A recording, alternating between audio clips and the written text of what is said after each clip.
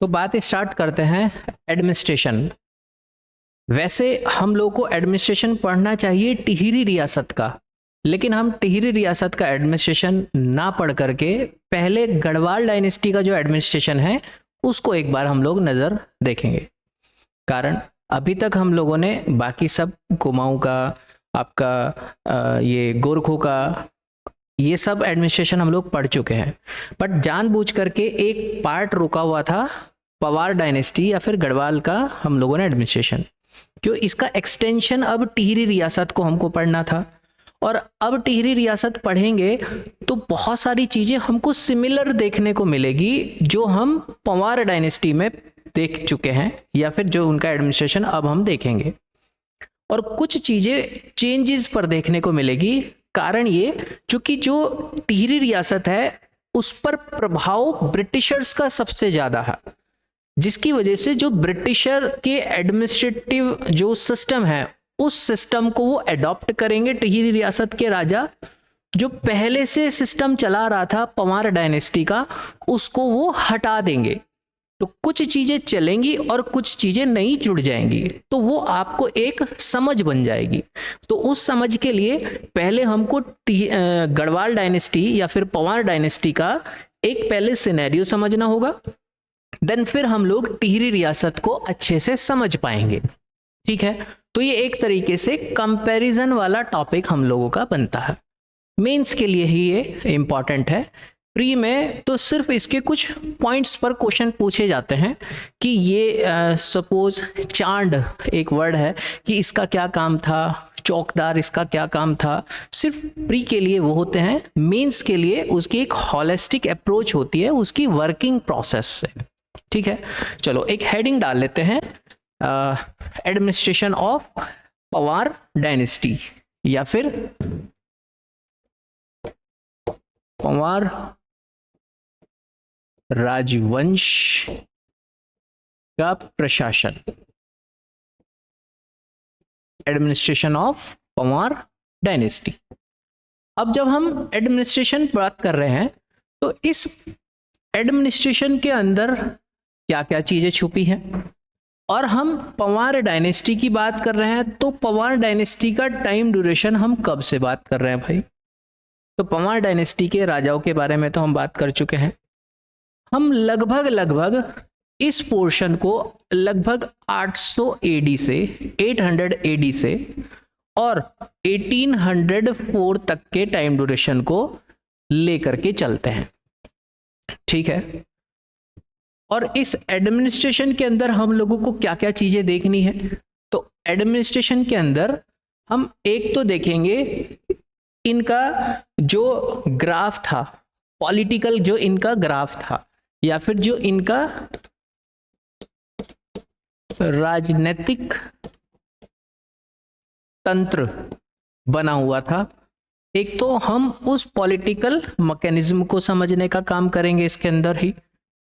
इसी एडमिनिस्ट्रेशन के अंदर हम उस पॉलिटिकल सिस्टम के ऊपर काम करने वाले जो इम्पोर्टेंट पोस्ट थी, जो महत्वपूर्ण पद है, उन महत्वपूर्ण पदों के बारे में जानेंगे और उनके काम। तो हमको एक अप्रोच मिलेगी, अच्छा ये पूरा सिस्टम मैकेनिज्म इस तरीके से काम करता था।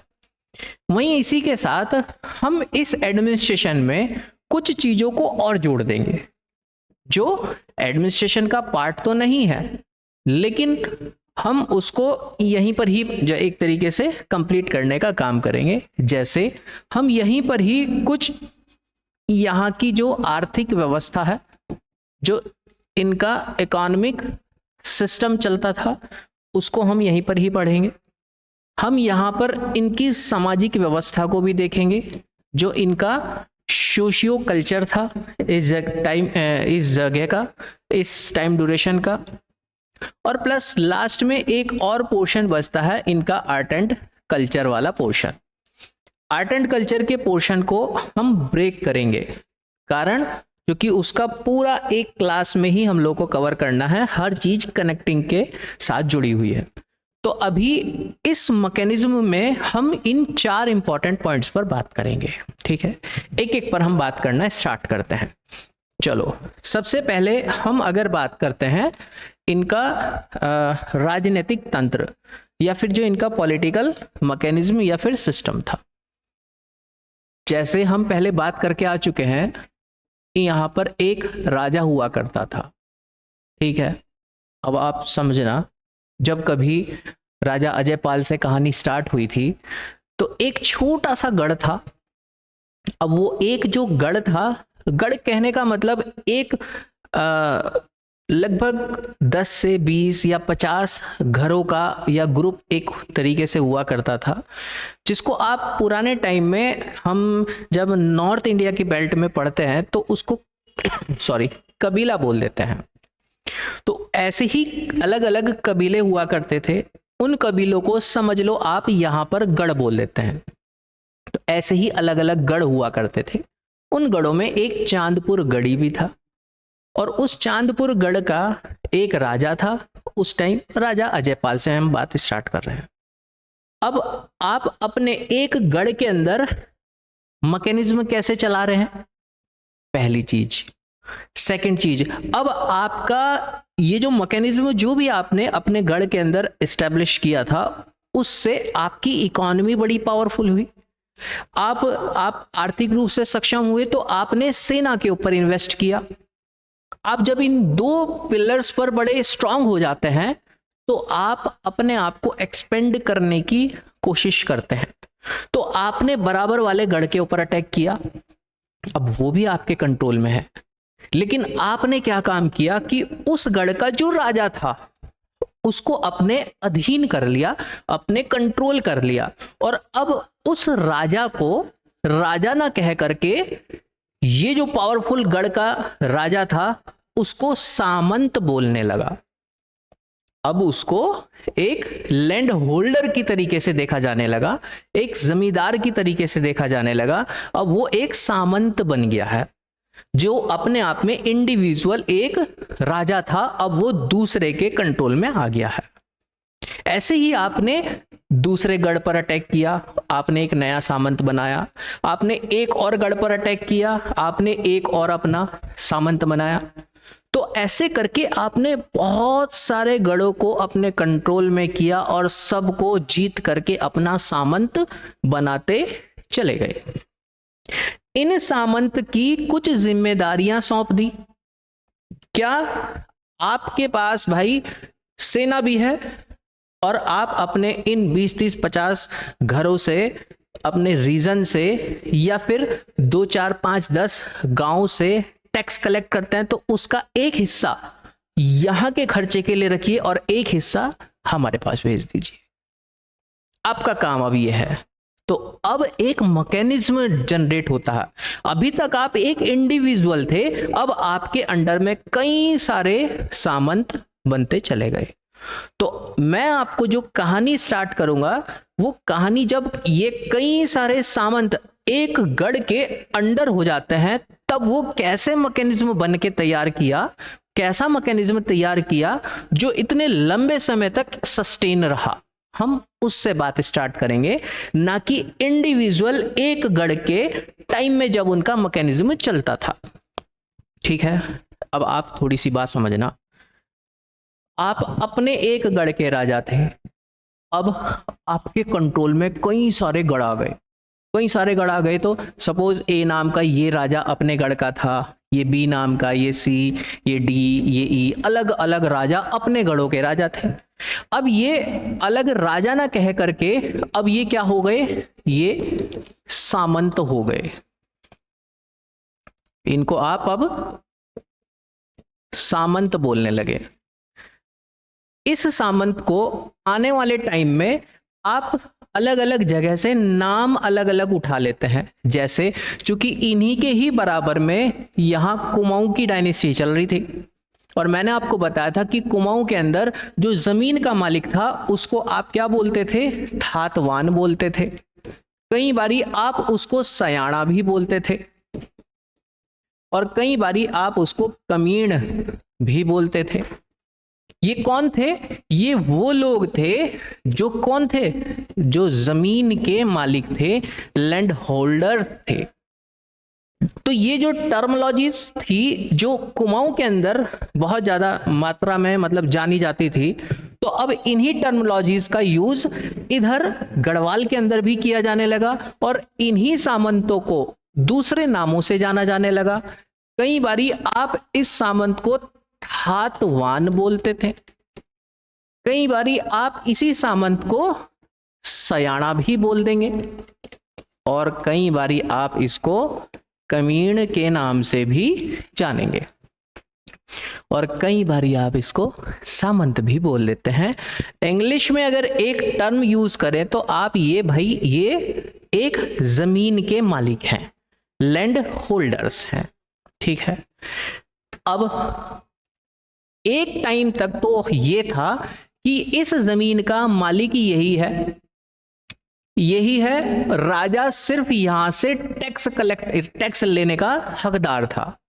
लेकिन डायरेक्ट और इनडायरेक्ट कहें, ये जो जमीन थी ए नाम के अंडर में, सपोज ऐसा मान लेते हैं कि इसके अंडर में ये अलग अलग गांव थे, थोड़ी देर के लिए मान लेते हैं ये अलग अलग गांव थे इसके अंडर में, इस सामंत के अंडर में, और यहां से ये पैसा ऐसा मान लेते हैं 100 रुपए यहां से कलेक्ट करता है एज ए रेवेन्यू। अभी तक ये इंडिविजुअल था, बट अब क्या होने लगा, अब राजा यहां पर बन गया सर्वोच्च, तो अब इस 100 रुपए में से एक हिस्सा इस राजा के पास भी जाने लगा, ठीक है। तो इस अगर हिस्सा वहां पर जा रहा है, इसका मतलब जमीन का प्रॉपर मालिक तो ये नहीं रहा है, क्यों भाई, हिस्सा तो वहां पे भी जा रहा है। अब यहां पर एक छोटी सी बात आप समझना, ये वाला जो ए नाम का आदमी था, कहने के लिए जमीन का मालिक था, लेकिन जमीन थी किसकी, इसकी। ये आदमी सिर्फ अब एक पोस्ट का मालिक बना दिया गया, जमीन का मालिक नहीं बनाया। ये बात ध्यान से आप समझना। जब गढ़वाल डायनेस्टी हम लोग पढ़ते हैं तो गढ़वाल डायनेस्टी में जो थातवान थे, सयाने थे, कमीन थे या फिर सामंत थे, वो एक पद पर बैठा दिए गए, उस पद की कुछ जिम्मेदारियां सौंप दी गई कि आपकी कुछ जिम्मेदारी है भाई। जिम्मेदारी क्या है भाई साहब, जिम्मेदारी आपके पास है दो। पहली, आप अपने इस रीजन में जो पहले आपके पास सेना थी वो ऐसे ही एज इट इज सेना रखो। आपकी जिम्मेदारी इस सेना में क्या भाई, इस सेना को आप वेतन भी दो, सैलरी भी आप ही दो, जैसे आप पहले से दे रहे थे। आपको सेना के अंदर अगर लोगों को अपॉइंट करना है तो भाई साहब नियुक्ति भी आप ही कीजिए, मैं नहीं कर रहा हूं, आप ही करो। भाई ये तो बहुत बढ़िया बात है, ये सिस्टम तो बहुत बढ़िया है, राजा का राजा भी है, सारी जिम्मेदारियां भी वही है, तो भाई साहब ये काम भी आप करो। और एक और काम बता रहे हैं भाई साहब, यहां पर ये जो वेतन आप यहां से निकाल रहे हैं ना, ये वेतन कहां से आएगा, वो आएगा आपके रीजन में जितना भी रेवेन्यू है वो रेवेन्यू से। इसका मतलब यहां का जो रेवेन्यू का कलेक्शन है, उस रेवेन्यू की जो उगाई है, उस रेवेन्यू को कलेक्ट करने का काम भी आपका ही है। आप इस रेवेन्यू से जितने भी यहां पर खर्चे होंगे वो खर्चे निकाल लो, और बाकी सरप्लस जो रेवेन्यू है वो मेरे पास भेज देना भाई। क्यों, क्योंकि ये जमीन अब मेरी है, मैं यहां का राजा हूं। आपको हम एक जिम्मेदार पद पर बैठा देते हैं, इस रीजन में रहने वाले लोग पहले की तरह आपको सल्यूट मार करके ही चलेंगे। आप अब भी यहीं के मालिक कहे जाओगे, लेकिन जमीन के मालिक नहीं हो भाई, जमीन का मालिक तो राजा ही है। आप इस पोस्ट के मालिक हैं। ये जो पोस्ट है आपकी, ये पोस्ट अब हम कर देंगे परंपरागत तरीके, वंशानुगत। ये जितनी भी बात मैं आपसे कर रहा हूं, ये सब प्री के लिए बड़ी इंपॉर्टेंट है, मेंस में आपकी समझ बनाएगी। वंशानुगत, ये जो पोस्ट है,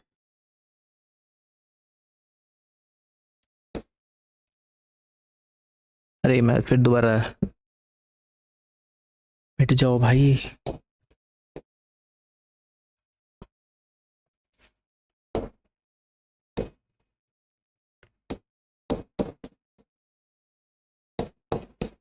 वंशानुगत, ऐसे अंक की बिंदी लगेगी, इसको ठीक कर लेना आप, पता नहीं क्या हो गया मुझको।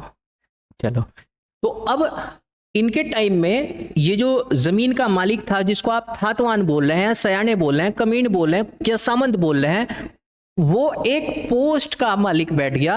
अब भाई इस पोस्ट पर इसी के ही वंशज बैठेंगे आगे, ये हम श्योरिटी दे रहे हैं। राजा बोला ये श्योरिटी मेरी है, लेकिन जमीन का मालिक मैं ही हूं। मतलब इस पूरे रीजन की जितनी भी जमीन होगी वो जमीन मेरे ही नाम पर चलेगी, मैं ही इसका सबसे सर्वे सर्वा हूं, करता धरता हूं। आपको एक छोटी सी बात समझ में आई? ये कहानी कहां से शुरू हुई? जब आप एक राजा बनने की कड़ी में थे, आपने एक गढ़ को अपने कंट्रोल में किया, 2 को, 3 को, 4 को, 5 को, 6 को किया। ये अब प्रोसेस ऐसे चल रही है। अब राजा के सर में दर्द नहीं होगा कि यार हाँ भाई पैसा कितना आया वहां से। ऐसा मान लेते हैं कि ये ABCD करके अलग अलग रीजन थे, सामंत थे वहाँ के, थातवान थे। भाई राजा लेके बैठा है कॉपी, हाँ भाई थातवान नंबर A, कितने पैसे थे? इतने थे जी। अच्छा जी इतने। तो राजा तो पागल हो जाएगा भाई, 52 गढ़ लिए बैठे हैं, 52 गढ़ों का आप हर महीने हिसाब लगा के बैठोगे, एक दिन का एक में खत्म करोगे, 2 दिन में खत्म करोगे, राजा तो पागल हो जाएगा। तो इस रीजन, इस सिस्टम को, मैकेनिज्म को मैनेज करने के लिए राजा फिर एक सिस्टम और बना देगा कि भाई साहब ऐसा तो यार मैं पागल बन जाऊंगा, एक काम करते हैं, अब इन सब को मैनेज करने के लिए मैं एक मंत्री परिषद को डिजाइन करूंगा। मेरा एक काउंसिल ऑफ मिनिस्टर होगा, जिसको मैं अलग अलग जिम्मेदारी दूंगा कि भाई आपका काम है इन हर एक रीजन में सेना पर देखना, हर एक रीजन में टैक्स को देखना, सिक्योरिटी, इंटरनल सिक्योरिटी आपकी है भाई, एक्सटर्नल सिक्योरिटी आप देखेंगे भाई। भाई साहब जो भी यहाँ पर वेद से संबंधित, सॉरी पढ़ाई लिखाई से संबंधित काम होगा, भाई साहब राजगुरु जी हैं आप देखेंगे। मतलब अब राजा ने जैसे जैसे उसके पास वर्कलोड बढ़ता चला गया, वैसे वैसे उसने अलग अलग पोस्ट को क्रिएट करना शुरू कर दिया। अब वो अलग अलग पोस्ट कैसे, यहां तक की बात आपको थोड़ी बहुत समझ में आई होगी। ये बात तो वो थी जब इसकी इनिशियल स्टेज थी, अभी तक हम लोग सिर्फ एक ओवरव्यू ले रहे हैं। अब यहां से आप लिखना स्टार्ट करना अपने एग्जाम के ओरिएंटेड। देखो 2 पोर्शन में हम लोग चीजों को लेकर के चलेंगे। फर्स्ट वन, एक चलेंगे हम सेंट्रल या फिर केंद्र सरकार से। अब ये केंद्र सरकार या फिर सेंट्रल गवर्नमेंट से। अब ये सेंट्रल गवर्नमेंट का मतलब क्या है? ये गढ़वाल या फिर पंवार राजाओं की जो राजधानी थी, उस राजधानी की हम बात कर रहे हैं। अब ये राजधानी चेंज होती रही है, हम उसमें नहीं जा रहे हैं कि चांदपुर गढ़ी की हम लोग बात कर रहे हैं या श्रीनगर की हम लोग बात कर रहे हैं, हम उस पर नहीं जा रहे हैं। हम लोग मान रहे हैं कि राजधानी से चल रहा है। अब इस राजधानी के अंदर कौन सबसे टॉप हायरार्की कौन है भाई? राजा है।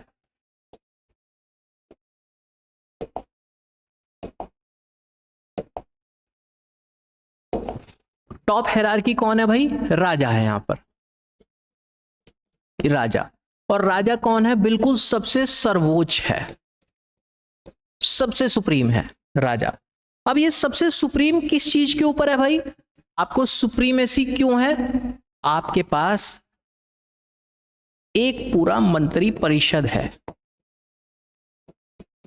एक काउंसिल है, एक कंप्लीट काउंसिल है, और इस काउंसिल के अंदर कई सारे मिनिस्टर्स हैं। दैट्स वाई आपने इसको काउंसिल ऑफ मिनिस्टर बोल दिया है। अब इस काउंसिल के अंदर भाई साहब क्या क्या है भाई? एक एक पोस्ट पर बात करते हैं। मैंने आपको बताया कि कोई भी डायनेस्टी हो, उस डायनेस्टी में सबसे सुप्रीम आप तब बनते हैं जब आप 2 तरीके से कैपेबल हो, बहुत अच्छे से। फर्स्ट वन, आपका आर्थिक पक्ष अच्छा हो। सेकंड वन, आपकी आर्मी अच्छी हो, तो आप हर एक जंग जीत जाते हैं। आर्थिक पक्ष और आपकी सामरिक स्थिति, सेना आपकी ज्यादा अच्छी, कुशल हो। तो इस मंत्री परिषद में भी 2 पोस्ट बड़ी इंपॉर्टेंट हो जाएगी भाई। देखो आपके एग्जाम, चाहे कोई सा भी एग्जाम में आप बैठते हैं, उस एग्जाम के नेचर को देख लो। अच्छा, आपका एग्जाम आपको तहसीलदार बनाने के लिए है, तो ऑटोमेटिकली किसी भी डायनेस्टी का जो भी रेवेन्यू या फिर लैंड से रिलेटेड डिपार्टमेंट है वहां पर सबसे ज्यादा जोर दो।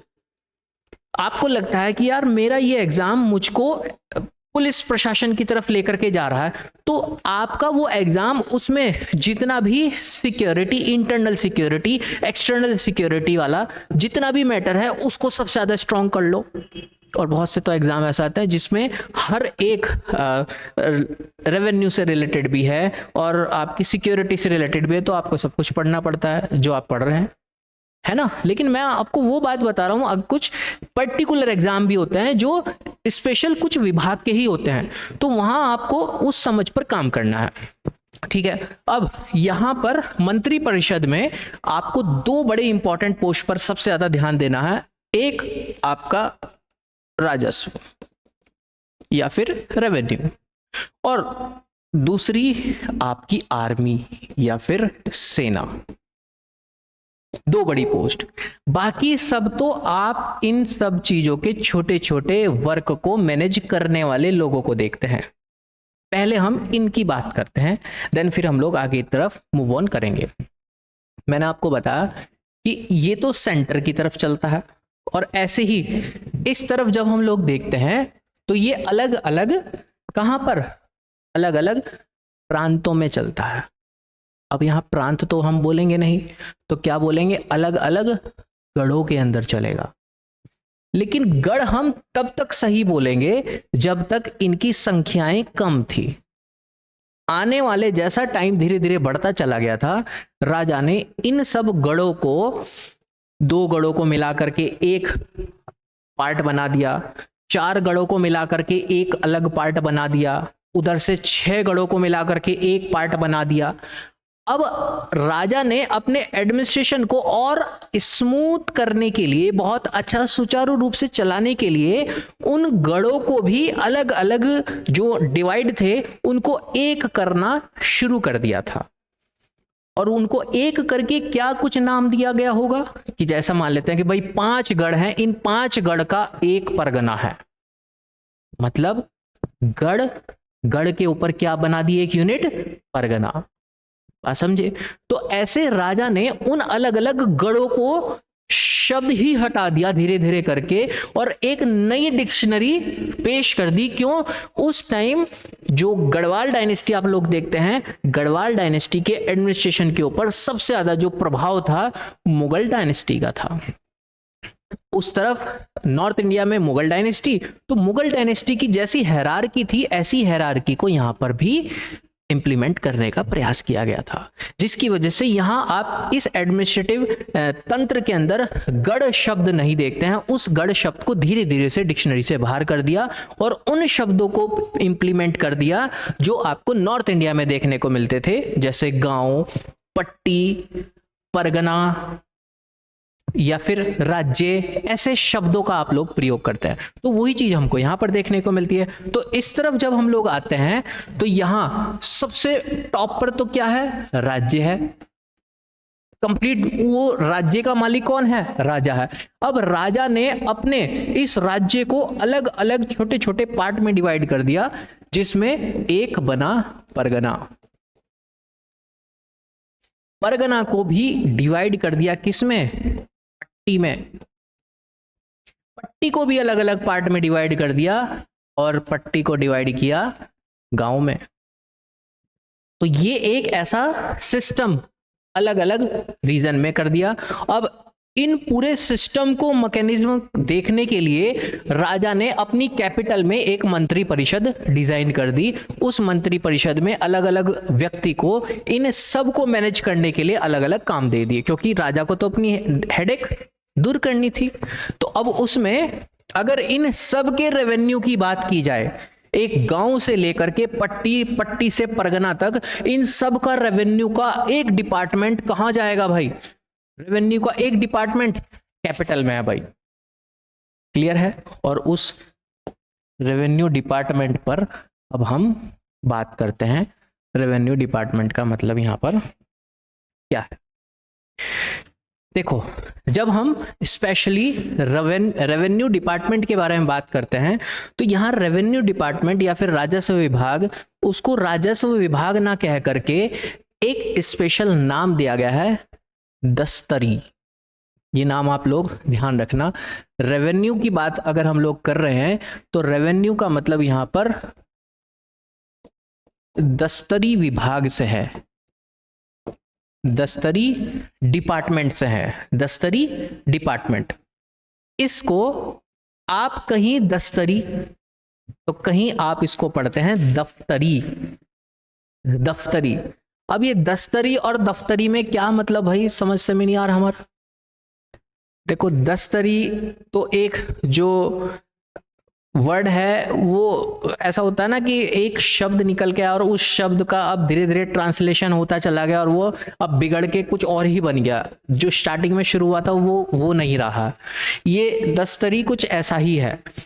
दैट्स वाई इस शब्द को कोई कोई बुक के अंदर लिखा हुआ मिलता है, लेकिन आप ऑफिशियली इस शब्द को यूज नहीं करेंगे। अगर आप के पास सोर्स भी है, आप यूज करेंगे दफ्तरी। इस दफ्तरी वर्ड को ही स्टार्ट किया गया था। दफ्तरी का मतलब ये एक टाइप का ऐसा दफ्तर है, एक ऐसा दफ्तर है या एक ऐसा ऑफिस है जहां पर कंप्लीट रेवेन्यू के काम होते हैं, राजस्व से संबंधित काम होंगे। और राजस्व से संबंधित काम होंगे कि इसका मतलब क्या है भाई, इस अकेले डिपार्टमेंट के अंदर कई सारे वर्क डिवाइड हैं भाई, कई सारे वर्क क्या डिवाइड है भाई। इसी के अंदर एक पोस्ट आपको मिल जाएगी जिसको आप बोल देते हैं दीवान। इसी के अंदर आपको मिलेगा एक दीवान, जो सबसे इंपॉर्टेंट आदमी, इतना इंपॉर्टेंट आदमी कि कंप्लीट पूरे के पूरे राज्य का कितनी इनकम है भाई, कितना एक्सपेंडिचर है भाई, सब इसी की कलम से लिखा जाएगा। तो आप बात समझ सकते हैं। मैंने आपको जैसे बताया कि किसी भी डायनेस्टी के अंदर आपकी सेना और आर्थिक स्थिति अगर अच्छी है तो आप हर जंग जीत जाओगे, आप हर तरीके से सक्षम माने जाते हैं। अब यहां आर्थिक स्थिति किसके हाथ में है? अच्छा, आय और व्यय। अगर ये आदमी बेकार निकल जाए तो बहुत दूरगामी परिणाम हो सकते हैं, है ना। तो दैट्स वाई इस डायनेस्टी के अंदर जो दीवान पोस्ट पर बैठता था वो पावरफुल आदमी कहा जाता था। इस वजह से मैंने जितनी क्लासेस के अंदर बोला है कि दीवान दीवान, ये दीवान थे, ये दीवान थे। और दीवान पोस्ट पर ज्यादातर किसको? जोशियों को बिठाया जाता था, है ना। तो ये वाले जोशी जी, ये मतलब बहुत महत्वपूर्ण पोस्ट थी।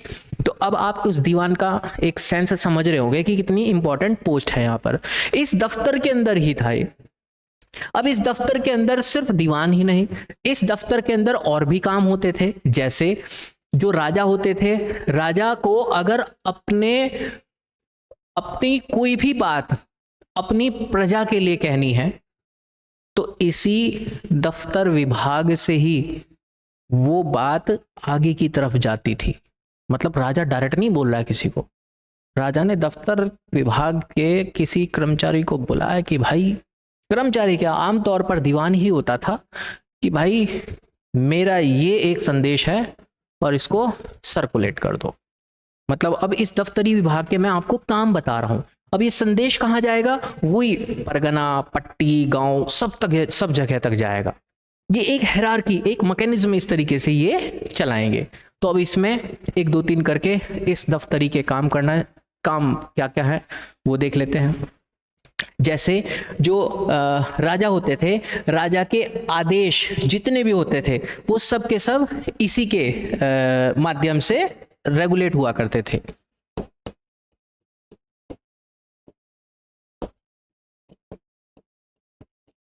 राजा के जितने भी आदेश होंगे, मतलब राजा ने जितने भी डिसीजन लिए हैं अपनी प्रजा के लिए, वो सब इन्हीं के ही माध्यम से जारी होंगे।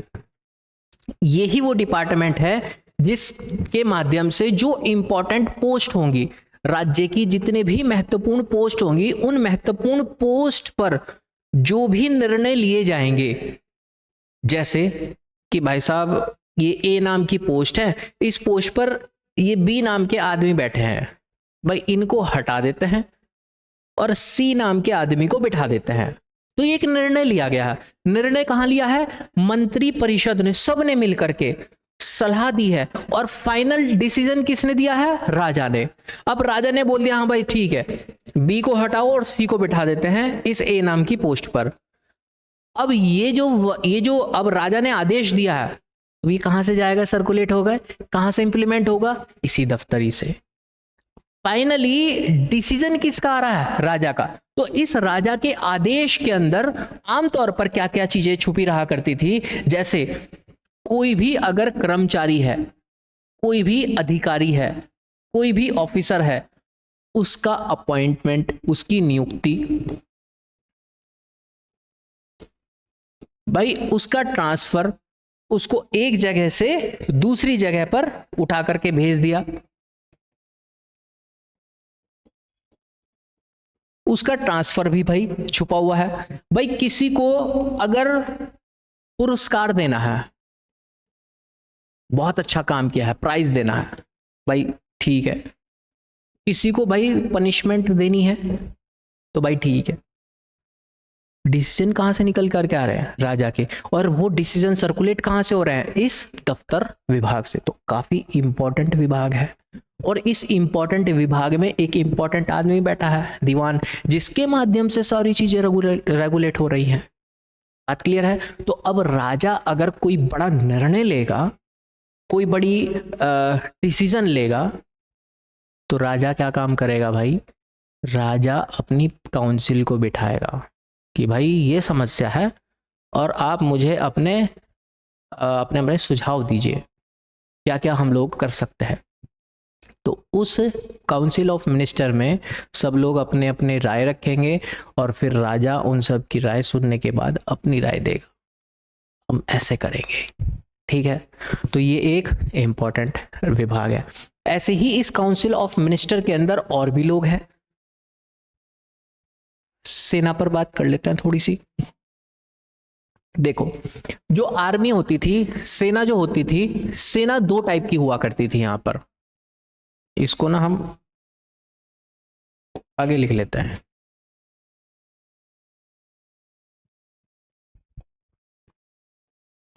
हम अगर आर्मी की बात करें, सेना की बात करें, तो सेना यहां पर भाई दो टाइप की थी। एक तो थी परमानेंट, स्थायी, और एक थी टेम्परेरी। टेम्परेरी कहने का मतलब अस्थायी।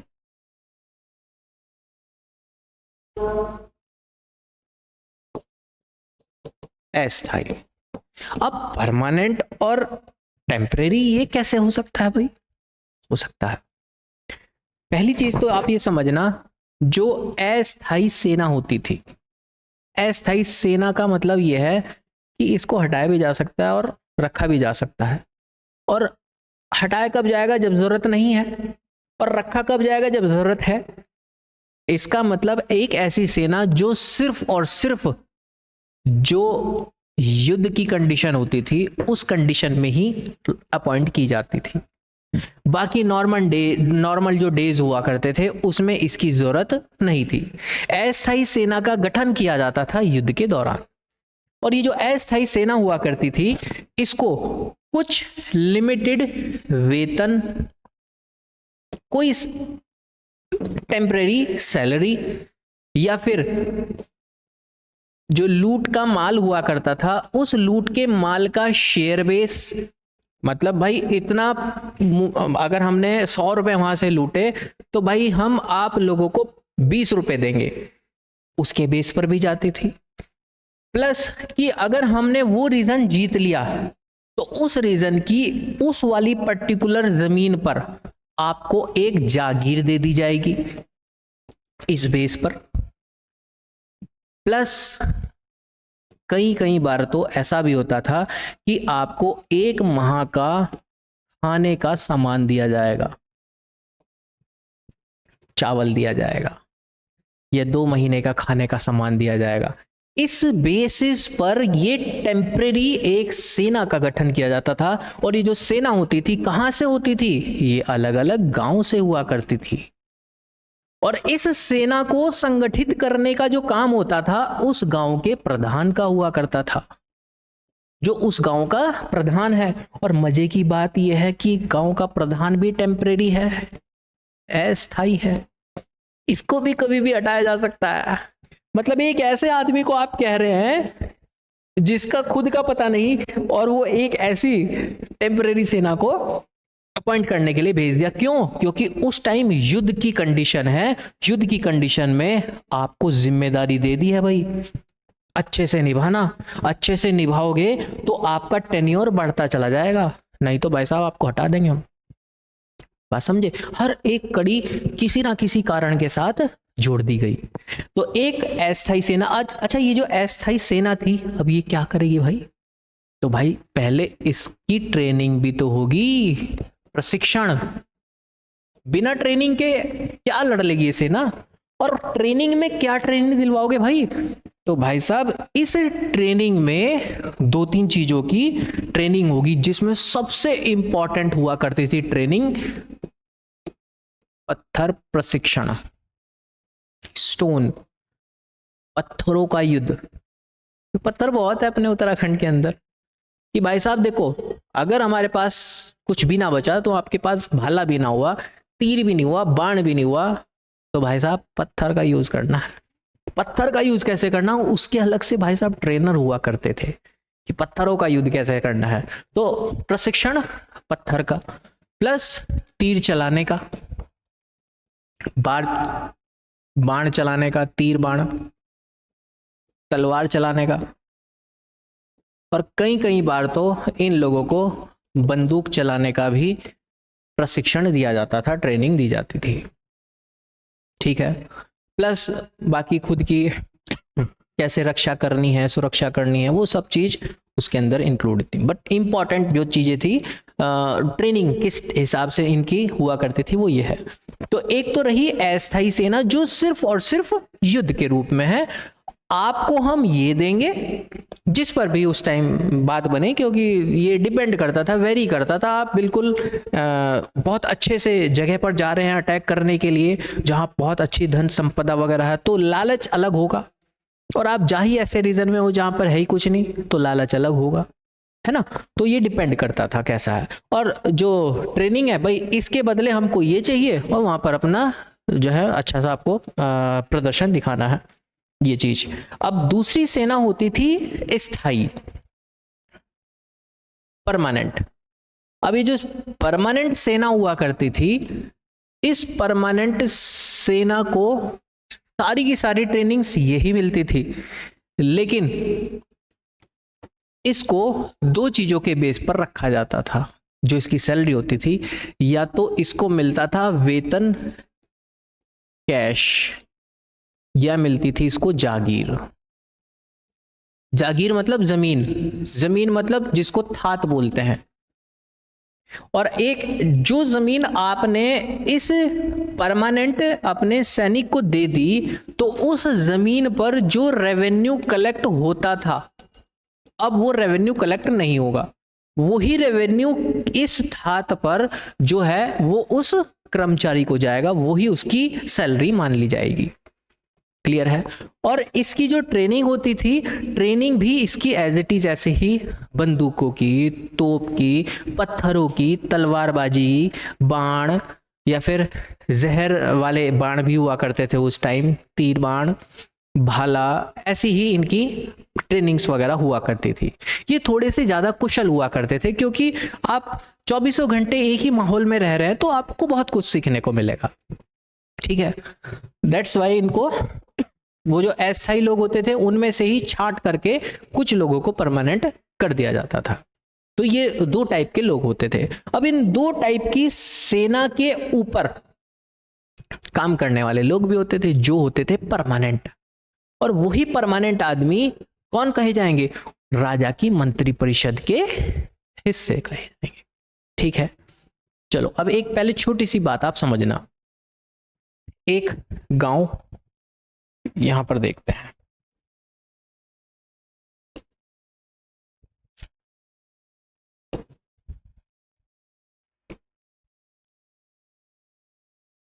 हम यहां पर आ गए थे। तो अभी रेवेन्यू वाली बात तो अभी हम लोगों ने छोटी सी की थी। अभी एक सेना वाली बात यहाँ पर थोड़ी सी कर लेते हैं। ये जो गांव था, इस गांव पर एक व्यक्ति को बैठाया जाता था जो गांव का मुखिया कहा जाता था, जिसको हम बोलते हैं प्रधान। ठीक है, इस प्रधान की जिम्मेदारी क्या होती थी अभी बात करेंगे थोड़ी देर में। अच्छा, ये जो पट्टी थी, इस पट्टी पर कौन सयाने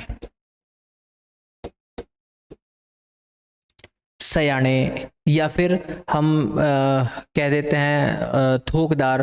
कई बार ये ऐसा भी हो जाता था कि पट्टी और परगना दोनों एक ही व्यक्ति के अंडर कंट्रोल रख देते थे, स्पेशली इस पट्टी पर कोई नई पोस्ट नहीं होती थी। वैसे आमतौर पर ये जो परगना था, इसी परगना पर एक ही आदमी मैनेज करता था अलग अलग पट्टियों को, और उसी को आप बोलते थे थातवान, जमीन का मालिक, या फिर सयाना, या फिर आप एक नाम और मैंने भी बताया था आपको, सामंत। ये सब आप उनको नाम दे दिया करते थे। स्पेशली पट्टी पर कहीं कहीं हमको जिक्र मिलता है कि इस पर भी सयाने को या थोकदार को बैठाया। वो अलग, मतलब वो हमको स्पेशली कहाँ से मिलता है, वहां जहां पर पट्टियां ज्यादा होती थी। ज्यादा होने का मतलब एक परगना के अंदर 8-8, 10-10 पट्टियां आ गई तो मतलब हेडेक ज्यादा बढ़ गई। तो हेडेक बढ़ गई तो हर एक पट्टी पर आदमी अलग बैठा दो भाई। बट आमतौर पर 4 पट्टियों तक हम लोग देखते हैं कि परगना के अंदर 4-4 पट्टियां होती थी। तो उन पट्टियों पर अलग से किसी आदमी को अपॉइंट करने की जरूरत नहीं होती थी। इनकी देख रेख ये थातवान ही करते थे इन अलग अलग गांव के प्रधानों के माध्यम से, क्योंकि हर एक पट्टी के अंदर कई सारे गांव हुआ करते थे। और जरूरत इस वजह से भी नहीं थी क्योंकि राजा ने अपने कुछ अधिकारी इनके पैरेलल बिठा रखे हैं। राजा के अधिकारी पैरेलल काम कर रहे हैं। पैरेलल कैसे? जैसे पटवारी की पोस्ट वगैरह आ जाएगी, वो धीरे धीरे टाइम ड्यूरेशन के बढ़ने के बाद आ जाएगी। कुछ फौजदार बन जाएगा, जैसे थातवान है इधर फॉर एग्जाम्पल, अभी बात समझते हैं। जैसे थातवान है तो थातवान के पैरेलल यहां पर बैठा दिया है फौजदार। अब ये फौजदार कौन है? ये राजा की तरफ से अपॉइंट हुआ है जो इसके बराबर है। और ये थातवान कौन है? ये वही वंशानुगत पोस्ट है कि भाई देखो हम सिक्योर करते हैं आपको कोई नहीं छेड़ेगा। आप यहां पर इस पोस्ट पर बैठे हो, आपका काम हमने बताया था भाई साहब, आप यहां से क्या देंगे? आपको राजस्व को कलेक्ट करवा करके देंगे। और राजस्व कलेक्ट करके कहां दोगे भाई आप? भाई आप यहां पे पहुंचा देना। क्यों? क्योंकि इस फौजदार का भी आपने काम दे दिया कि भाई साहब आप एक काम करना, आपको इस रीजन को मैनेज करना है, मैकेनिज्म को आपको मैनेज करना है। अब भाई साहब मैनेज क्या करें हम? मैनेज करने में क्या करें हम? भाई एक काम करना, यहां का सबसे बड़ा जज आप ही हो, न्याय व्यवस्था आपके हाथ में, इस रीजन की न्याय व्यवस्था सब आपके हाथ। थातवान की जिम्मेदारी डिसीजन देने की नहीं है, डिसीजन देने की जिम्मेदारी आपकी। थातवान की जिम्मेदारी रेवेन्यू को कलेक्ट करने की है। और अगर आपने कुछ डिसीजन दिया है, न्याय व्यवस्था का आप पार्ट है, तो भाई इस न्याय व्यवस्था में किसी को पनिशमेंट भी तो देना पड़ जाएगा, दंड भी तो देना पड़ जाएगा। हाँ जी बिल्कुल देना पड़ जाएगा। तो भाई हम ये भी बता रहे हैं आपको दंड भी कहां तक देना है। आप किसी भी आदमी को मृत्यु दंड की सजा नहीं देंगे क्योंकि ये सबसे सर्वोच्च सजा मानी जाएगी। और सबसे सर्वोच्च सजा आप अगर देंगे तो फिर राजा क्या करेगा, है ना? मैंने अभी आपको बताया था कि राजा क्या है? एक सबसे सर्वोच्च पद है, सबसे हाईएस्ट अथॉरिटी ऑफ स्टेट है। तो आपके भी लिमिटेशंस है, आप पनिशमेंट दे सकते हैं भाई, आप उस पर जुर्माना लगा सकते हैं, आप उसकी प्रॉपर्टी को जब्त कर सकते हैं, या अगर किसी व्यक्ति ने किसी महिला के साथ गलत व्यवहार किया, आप उसकी आंखें फुड़वा सकते हैं, आप उसके कान कटवा सकते हैं, आप उसकी नाक कटवा सकते हैं। वो अथॉरिटी हम लेते हैं आपको, स्पेशली कुछ केसेस पर। बात क्लियर है? तो इसके भी पैरेलल इस तरफ आदमी बैठा दिया और इस तरफ जो पुराने वाला जो सिस्टम चला रहा था उसको राजा नहीं छेड़ेगा। अपने एक नया मैकेनिज्म इसके सामने खड़ा कर दिया है, और यही मैकेनिज्म आपको अब रिपोर्टिंग करेगा कहाँ? सीधा मंत्री परिषद में। अभी जो फौजदार है, अब फौजदार की बात आई तो थोड़ी सी बात इसकी भी कर लेते हैं। अभी जो फौजदार है, फौजदार का काम और क्या क्या करोगे भाई? कि भाई साहब एक काम करना, और आपने ये भी कर दिया, आप ना यहां पर जो सेना है उस सेना की नियुक्ति भी आप ही करेंगे। अपॉइंटमेंट, सेना की नियुक्ति, सेना में जितने भी लोगों को अपॉइंट करने की जरूरत है वो अपॉइंटमेंट आप ही करेंगे। देखो मैं इस चीज को ना अभी दोबारा वहां पर लेकर जाऊंगा, अभी हमने छोड़ा है ना सेना वाला पार्ट, ये समझ में आएगा तो वो समझ में आ जाएगा। भाई आप अपने इस रीजन में, परगना में सेना की नियुक्ति करेंगे, कितनी करेंगे भाई? वो कितनी हम बताएंगे, नियुक्ति हो कितनी वो बताएगा कौन? राजा। और राजा किसकी सलाह पर? मंत्री परिषद से पूछ करके। लेकिन राजा मंत्री परिषद की बात को मानने के लिए वो नहीं है कि हाँ भाई माननी ही पड़ेगी, राजा अपनी मर्जी से भी बोल सकता है, राजा है वो भाई, कुछ भी कर सकता है। तो ये बात आपको समझ में आई? चलो भाई, अब फौजदार को आपने ये काम दे दिए, सिर्फ इतना ही नहीं, कुछ और काम है फौजदार के। क्या भाई? आपका जो परगना है ना, इस पूरे परगना में अगर हम सेना की भी बात आपको बोल रहे हैं, हम आपको बोल रहे हैं जजमेंट भी आप ही करो, पनिशमेंट भी आप करो, इसका मतलब जिम्मेदारी और भी है भाई साहब की। क्या है भाई साहब? थोड़ी सी जिम्मेदारी भी और बता दो हमें कि भाई जिस परगना का आपको हेड बनाया है हम लोगों ने, उस परगना की सुरक्षा की जिम्मेदारी आपकी है, सिक्योरिटी की। और सिक्योरिटी भी कैसी भाई? सिक्योरिटी दो होती है। आपका परगना अगर अंतरराष्ट्रीय सीमा को साझा करता है, मीन्स ऐसा मान लेते हैं कि ये गढ़वाल रीजन है और इस गढ़वाल रीजन में ये एक परगना है, इस परगना की ये वाली बाउंड्री तो इंटरनल है और ये वाली बाउंड्री क्या है? एक्सटर्नल है। भाई साहब सुरक्षा आपको आंतरिक और बाह्य दोनों ही देखनी होगी, इन दोनों की ही जिम्मेदारी आपकी होगी। क्लियर है? हाँ जी बिल्कुल, बात सही कह रहे हैं आप, कोई बात नहीं भाई साहब, ऐसा ही होगा। तो अगर मुझको बाह्य सिक्योरिटी की जरूरत भी है तो भाई साहब मुझे सेना चाहिए। कितनी चाहिए? मुझे इतने आदमी इस सेना पर बिठाने हैं। तो रिकमेंडेशन कहां से गई? फौजदार। पारित कहां से होगा? सेंट्रल से। वहां से पारित होगा, ठीक है भाई, आपके लिए अलग से फंड भेजते हैं। इस बार जो रेवेन्यू आएगा ना यहाँ से, जो तातवान लेकर के आएगा, इस रेवेन्यू का इतना हिस्सा सेना पर लगा दो। कहां से आएगा डिसीजन? दफ्तरी से। दफ्तरी बोलेगी फौजदार को कि भाई साहब ये रेवेन्यू हमारे पास जो आप इतना भेजते थे, इस रेवेन्यू का इस बार 5% बढ़ा दो और सेना की नियुक्ति कर दो। क्लियर है? मैकेनिज्म थोड़ा थोड़ा आपको समझ आ रहा होगा। चलो भाई, सुरक्षा की बात आ गई। भाई साहब सुरक्षा के साथ साथ आपको राजस्व की भी उगाही करवानी है।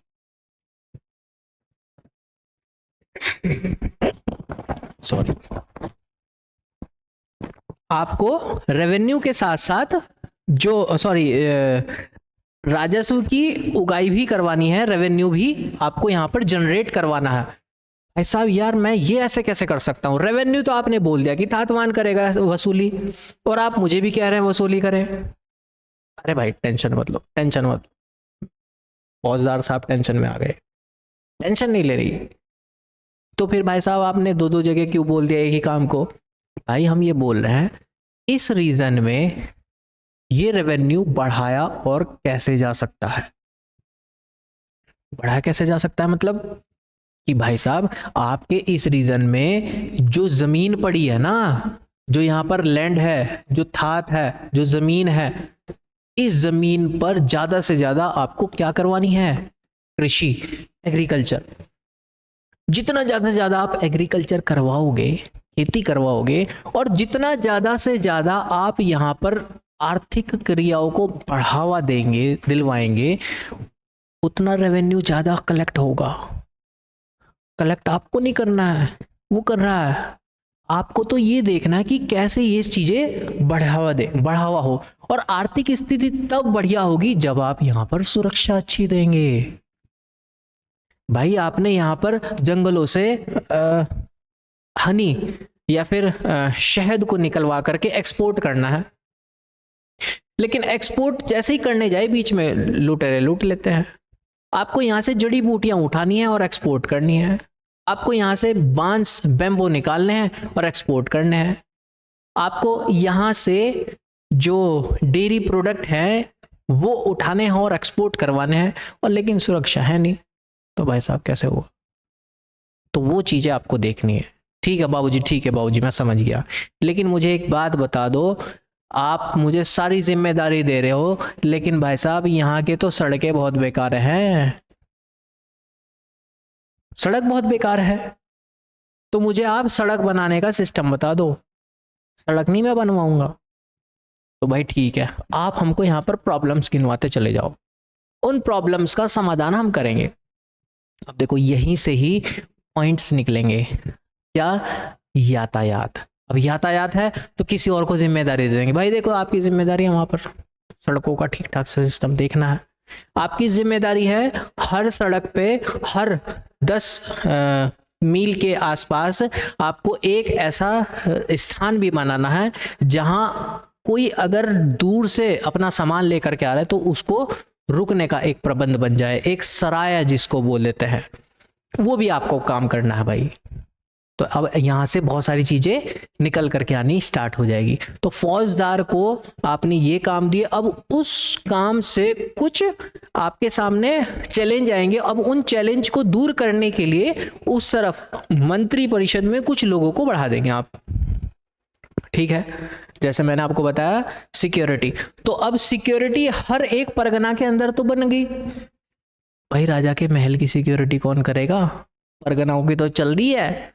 भाई यार ये तो किसी ने सोचा ही नहीं भाई, राजा के महल की सिक्योरिटी तो अलग ही है, तो राजा के महल की सिक्योरिटी के लिए एक अलग से आदमी को अपॉइंट किया जाएगा कि भाई आपकी जिम्मेदारी सिर्फ और सिर्फ राजधानी की सिक्योरिटी करना है, बाकी की जिम्मेदारी तो हमने अलग अलग जगह के फौजदारों को दे दी है।